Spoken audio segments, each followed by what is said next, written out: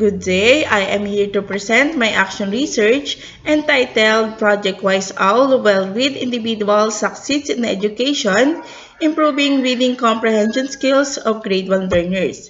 I am Maricris L from Alulod Elementary School. For the rationale, reading is an integral skill that students must possess for them to overcome challenges and become successful not only in school but in their daily routines. It aids individuals to become aware and familiar to the world that they are living. Reading has been part of day-to-day activities in our society from the moment that you have opened your eyes up to the time that you have closed it. It is one of the macro skills a student must demonstrate as early as first grade in the primary level.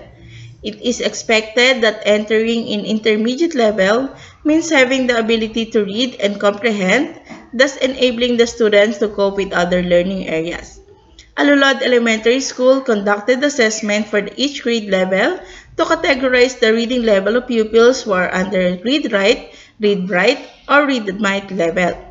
Pupils fall under the read-write level means they belong to the prostration level, pupils under the read-write instructional level, and pupils under the read-might which means they belong to the independent level.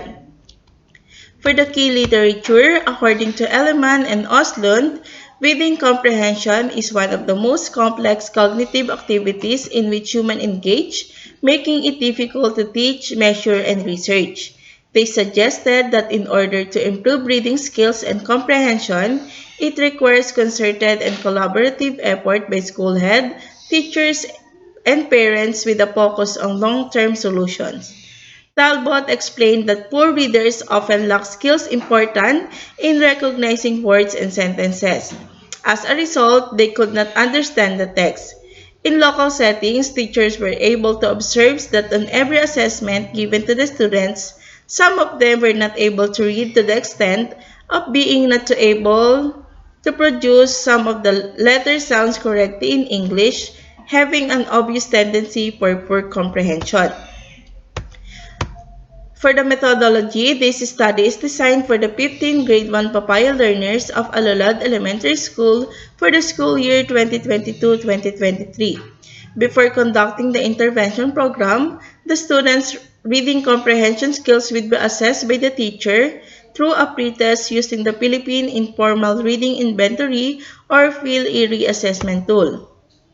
For the findings, Figure 1 shows that 53.33 of the Grade 1 pupils that fall under the read-write before the intervention in this level decreased to 26.67% after the intervention, while 26.67% that fall under the read-write is the same after the reading intervention. The 20% of the pupils that fall under the read-might increased to 46% after the intervention. This explains that the efforts of the remedial teacher to let the students read and comprehend were not in vain. The pupils can now distinguish the sounds of the alphabets and can now read words and comprehend. They are now confident to read sentences and simple paragraphs right after the session. The figure 2 shows the result of post-test has a higher MPS of 78.60% than the pretest with an 45.40% MPS.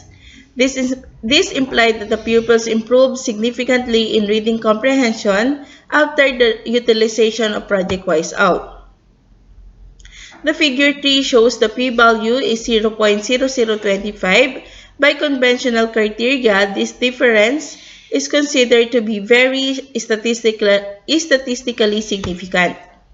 The utilization of Project Wise Owl is therefore proven to be effective in improving the reading comprehension skills of 15 Grade 1 Papaya pupils of Alulod Elementary School, as evidenced by the significance of the differences of the means between the pretest and post-test conducted. The information gathered from the assessment can help classroom teachers design and provide appropriate reading instruction for their students based on their reading level. For the implications, this research implies that allowing students to be continuously exposed to different activities like reading will lead on the development of their skills in reading comprehension. The researchers believe that the students who are frequently exposed to the reading exercises will lead to the development of their reading and comprehension skills. In addition, it will help them to foster love for reading that will surely aid them in facing daily challenges. For the conclusions, providing remedial reading programs is imperative to improve both reading fluency and reading comprehension, particularly to elementary school students because fluency and comprehension are important at this stage of development, and early intervention can impact the progression of reading difficulties. Comprehension strategies are conscious plans, sets of steps that good readers use to make sense of text.